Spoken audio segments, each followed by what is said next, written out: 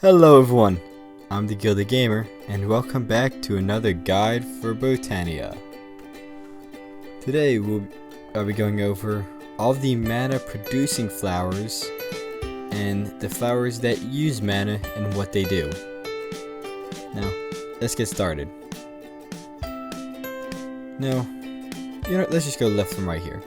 So, we have the Gormalius, which I'm not good at pronouncing, so forgive me. Which, if you give it food, it will produce mana. But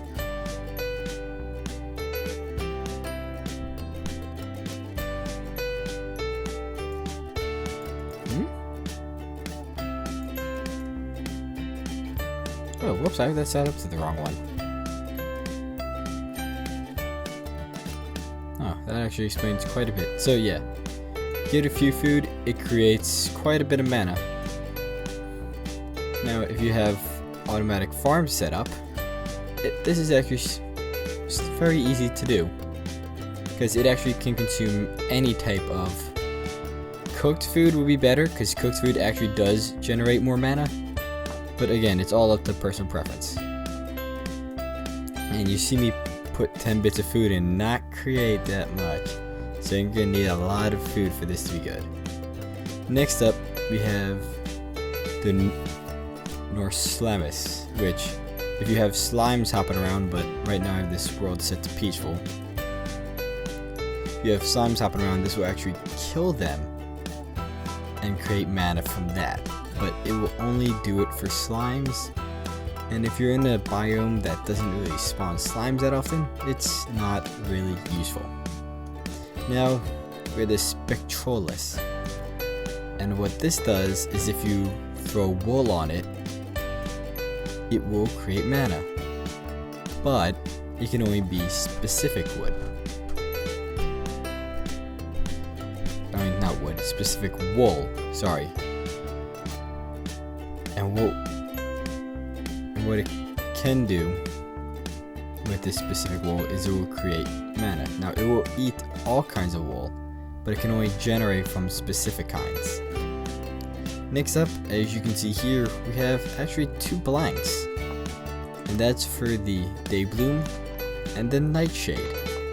Now, Daybloom, Nightshade, and the Hydrangeas are the flowers that generate mana passively.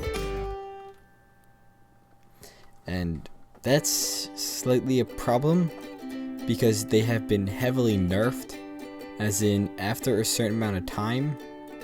Let's actually look that up. And actually, after a certain amount of time, they will actually despawn.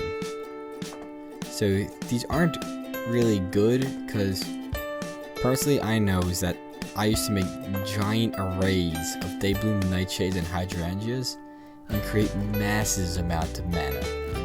It's kind of it wasn't really kind of cheating, but again, see, Daybloom just created enough to create a bit of mana.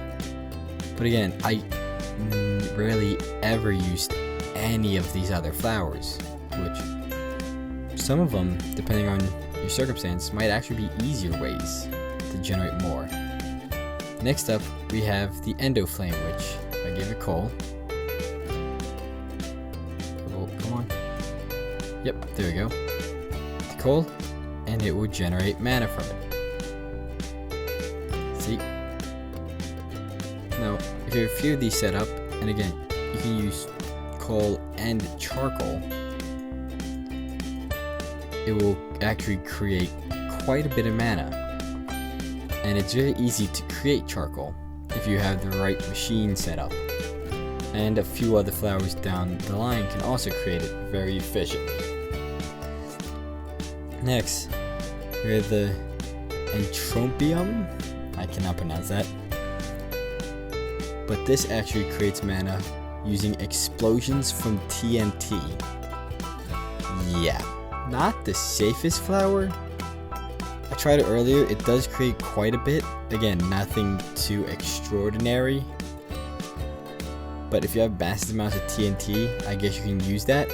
And they have to be live TNT and not TNT you throw in water because that won't work. It needs the actual explosion. And I tried it over there. Didn't turn out too well. Now the flower survived and everything, but it just wasn't one that I would see myself using in a while. And again, the hydrangea went here. It generates mana, but it does despawn. Next up, we have a pretty interesting one. The Cakeormus, which if you throw down cake, every little while for that. Oh, wow, that's loud. It will eat cake and actually generate mana from it. So it's a pretty interesting one. One that I find pretty interesting. So that will eat up a whole cake and generate quite. Again, nothing too. Again, it's only one cake for one thing, but again, it generates a decent amount of mana. Not enough in the pool, really. Yeah, it's not going anymore in. But again, if you're able to get a lot of wheat, milk, and eggs, that might be a viable option. Next one, which I think is the best one, now that those ones have been nerfed, is the Munchdew, which eats leaves. These are very easy to get.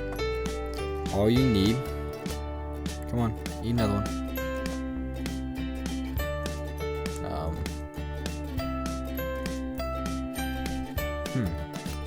This isn't working. But what it does is it eats leaves. Well, it's supposed to. It did the first time. Again, I haven't really been using these, so I'm not sure what's wrong with it. But again, if we wait a bit, it'll probably work. And then we have the Rosa Arcana, which let me actually step back. It will actually come on, work for me here. It's supposed to suck up XP and create mana from it. Oh yeah, it doesn't work from XP bottles. I forgot about that. Yeah. So you can't use XP bottles on these. You actually have to kill monsters and use the XP from there to generate it. But again, if you put XP on the Rose Arcana, it will create mana. Next we have the Thermo Lily, which wow, that's a delayed reaction. Next we have the Thermo Lily, which just like the hydrangea, but this one uses lava. So I guess if you have machines set up that can create lava, or I think there's one mod that actually, no, never mind, I take that back. Now again, you do have to wait for it to be, yeah, it is, I'm still using it. Wow, this actually creates a lot more than I thought. Now again, kind of like its counterpart for the hydrangea, it uses lava to create mana. And as you can tell, it's actually creating a lot. But you do need a source block of lava adjacent to it. So you can't just have lava flow and it'll eat it. You actually need the full source block. Now, that is it for all the mana producing flowers. Now we have the flowers that use mana. And probably one of the more useful ones, if you're slightly lazy like I am, if you don't want to go out and pick the flowers, all you need is the Jaded Amaranthus, and it actually uses mana and creates the mystical flowers. Now again, these are entirely random. Creates them in a, what's that, 1, 2, 3, 4, 5, 6, 7, 8, 9 by 1, 2, 3, 4, 5, 6, 7, 8, 9. Wow. That doesn't look right. A 9 creates all of the flowers in a 9 by 9 square around it. And the Jaded Amaranthus is in the center. This is the mana pool throwing it off. So if you ever need flowers, just create a little 9 by 9 area. Throw a Jaded Amaranthus in the middle with a mana pool. I'm using the creative ones because it's easier to deal with. And you can create as many flowers as you need. Now, one setup I actually had was the Jaded Amaranthus mana pool and 3 endo flames, the one that used the coal and the charcoal, and 1 piece of coal in each of them actually creates enough to fill up almost the entire area with flowers. Now we have, ooh, these are actually filling up. Okay, next we have is the Lunium, which, if provided mana, it creates items you find.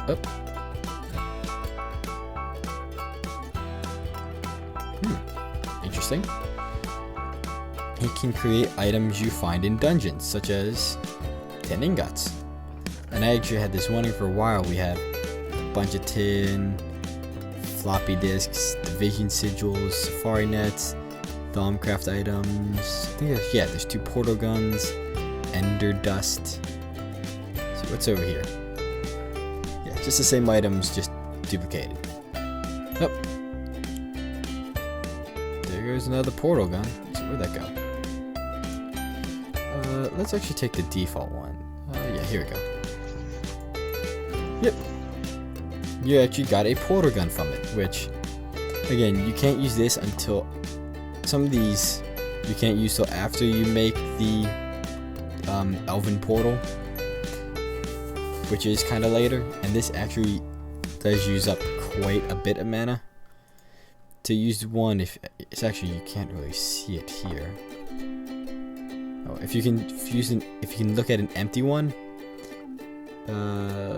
yeah, it's very hard to see. I'll head back over here to be able to show you accurately. Yes, if you look at this, if you can see the tiny hash marks, the one by the M between mana and pool and the one after pool, it actually used up one of those chunks. So it actually used up a quarter of a mana pool to create one item. Which, again, sometimes they drop more than one item, like a few ingots will fall, got an iridium ore from it, like a few lily seeds, like a few of these will drop. Like, see, got 4 copper from that. Again, and next up, well, and then we have the hopper hawks, which simply will draw items towards it, pick it up, and just place them in adjacent chests. Now I just threw these up because I knew I was going to be having this run for a while.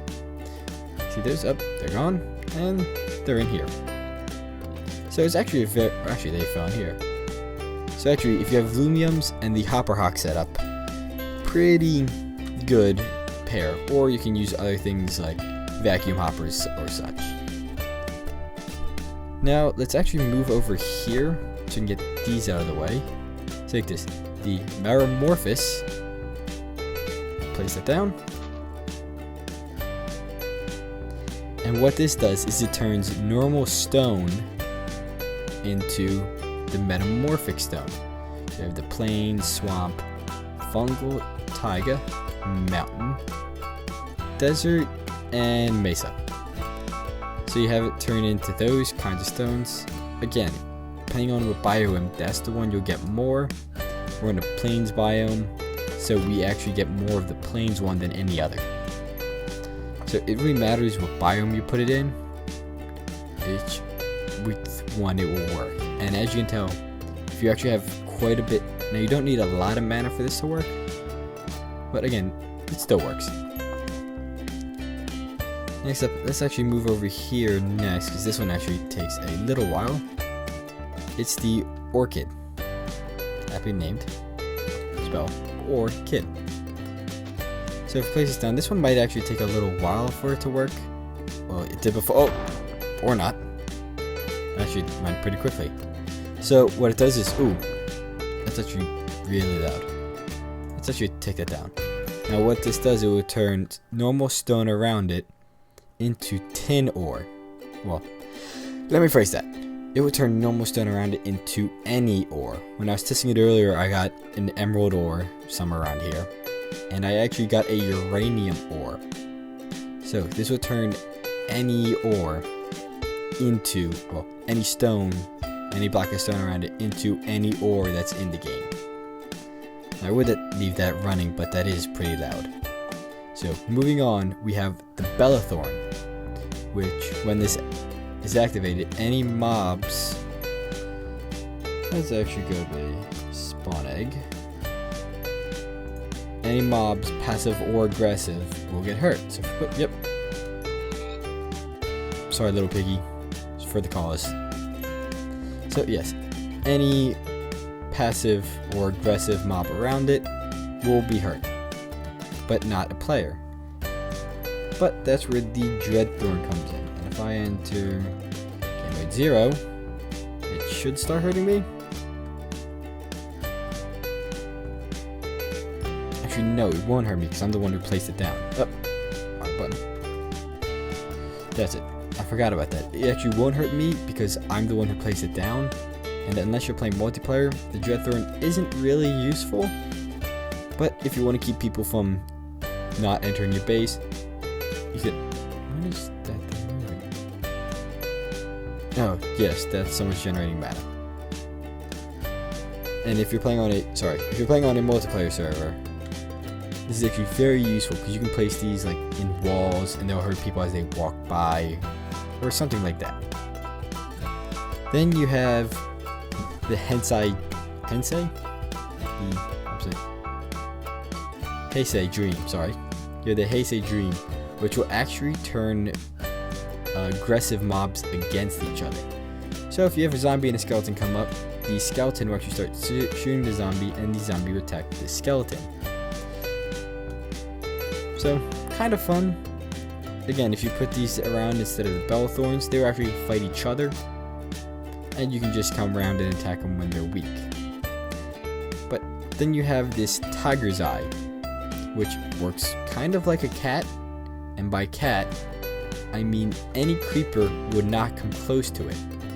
So instead of having multiple cats, all you need are a few of these Tiger's Eyes and a tiny bit of mana, and creepers won't come near it. Very useful if you don't want your entire base being blown up. Then we have this Orchid Ingem, which instead of using surface ores such as the Orchid and the tin ore over there, this will actually create nether ores. So if you have the one mod installed, nether ores, which will put surface ores in the nether, all you need is netherrack and you'll create them. If you don't have them, and all you have a mod such as, I'll just say Tinker's Construct, you can create Tinker Construct's ore and, well, quartz from just netherrack you place around it. Now, moving on, we have the Ranu Carpus, which I couldn't get to work. It says, yeah, here we go, dirt. Let's grab some dirt. I tried this earlier, and for some reason it wasn't working. I don't know what. Actually, let me pick that back up. So it's like if I place that, yeah. Here we go. Now it's working. That's odd. But what you do is you bind it to an item and it'll actually draw it near. Whoops. So if you're digging up a large area, this will actually draw all of like the dirt you don't want to worry about near it, which is very useful. It actually has a 12 block range, so anything within a 12 block radius will actually draw it near. Then you have the Exoflame, kind of like the Endoflame, except it actually powers items. So if I throw the ore in here, this will actually smelt it up at a quicker rate. And actually, while I'm here, I actually want to see if I can use a furnace generator and if it will actually power this. No, that's what I thought. Okay. I just thought of this now. No, it only works with vanilla furnaces. And not only will it actually create power at the cost of mana, it's actually faster. The book says it actually smelts up to 3 times faster than normal. So if you don't want to waste your coal, or if you're using your coal on your Endoflames to power your Exoflames, it's whatever you would like to use. And if you notice, now that I got close to it, this Falling Cannonade actually gives your player regeneration 3. If you're in a 4 block, a 3 block radius of it. So if you're in a small little 3 block radius of it, this will actually provide provide you infinite mana regeneration. Well, not infinite, it costs mana. But it's a very useful one if you're using a mod like Blood Magic where you have to constantly be hurting yourself. Next up, we have the Tangleberry. And what this does is you can create... I also could not get this one or this one. I couldn't get a few of these to work. I don't know why. But you can actually create a barrier and passive mobs will not cross it. So you don't need fences. All you gotta do is create a barrier with the Tangleberries and passive mobs will not cross it. Then you have the Genulia, which instead of having passive mobs not be able to cross, this is aggressive mobs will not be able to cross. Again, just like the Tangleberry barrier, but it's just it with harmful mobs.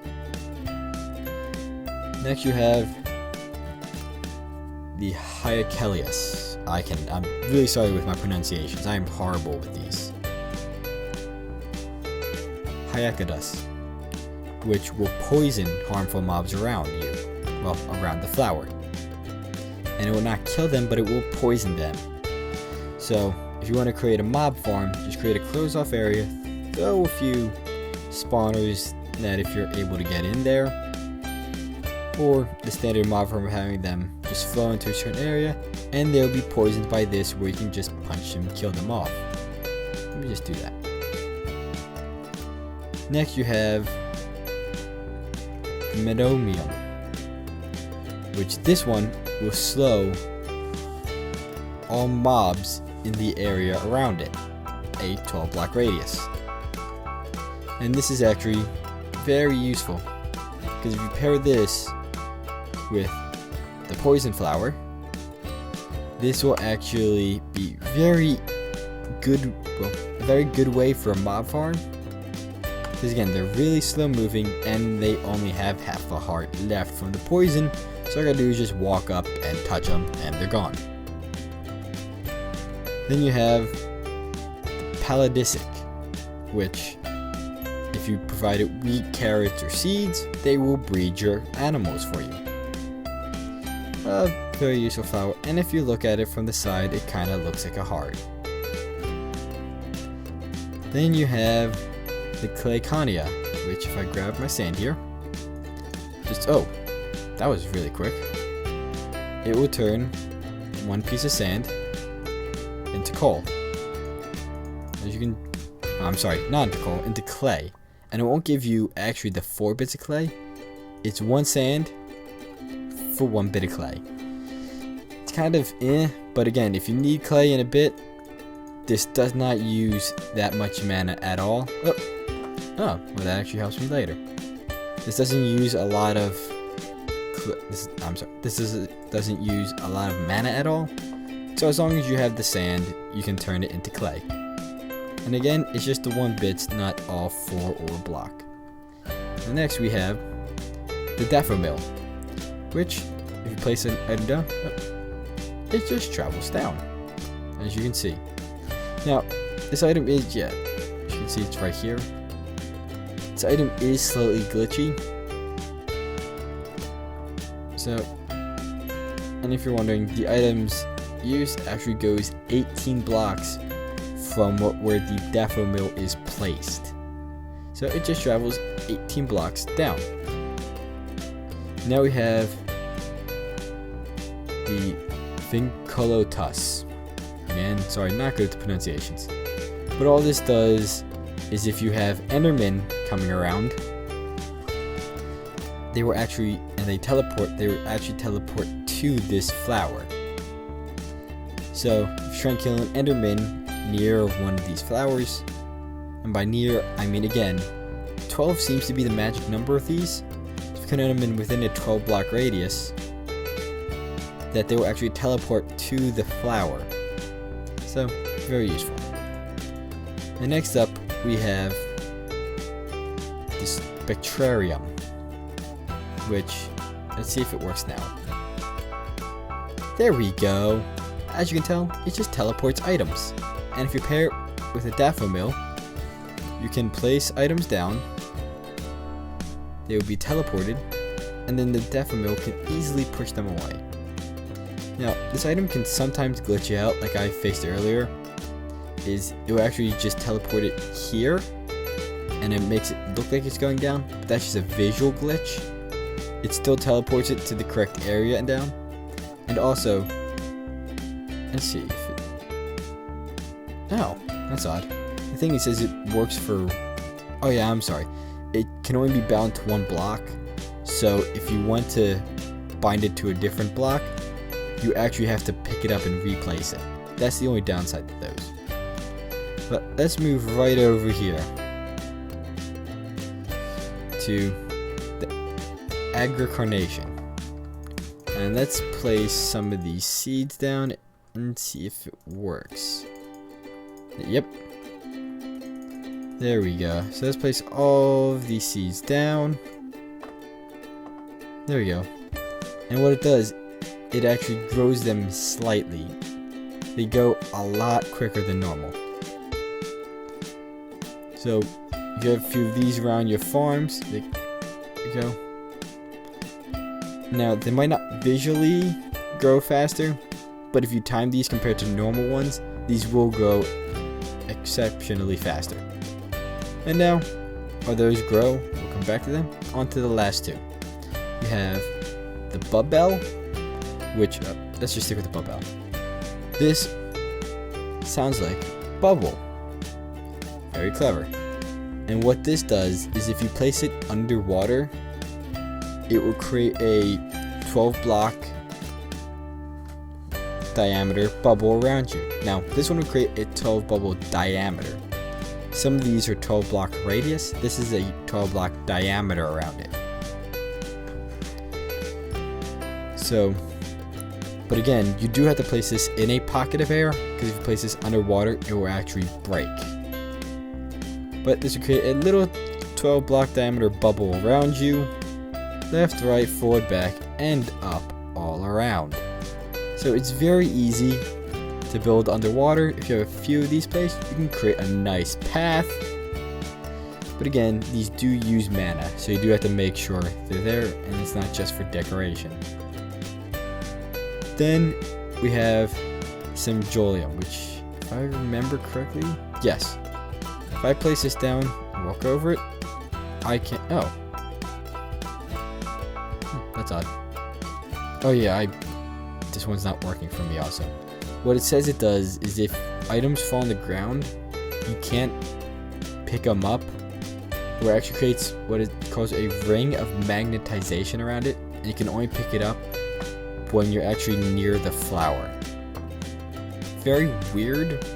Again, I couldn't also get this one to work either. I just think I'm using it incorrectly, which is not that hard to doubt. But again, I'm just one person. So, if we go back to this, as you can see, yep, they're growing a lot quicker than normal. Again, it just does it randomly sporadic, and you can place these for any kind of crop. Now, again, I've only really used this on crops. I haven't tried it on trees or modded items. I've only used it for vanilla crops, I should say. So I'm not 100% sure about that. You can test it yourselves. And that's it. We went over all the flowers that produce mana and all the flowers that use mana and what they do. Oh, wrong button. No. Man, I could not find the right button. Here we go. So, I'd like to thank all of you for watching. I'm the Gila Gamer. If you enjoyed, a like would be greatly appreciated. If you have any questions, please leave them in the comments below. I will happily answer them to the best of my ability. Again, thank you all for watching. I've been the Gila Gamer, and have a good day, everyone. Bye.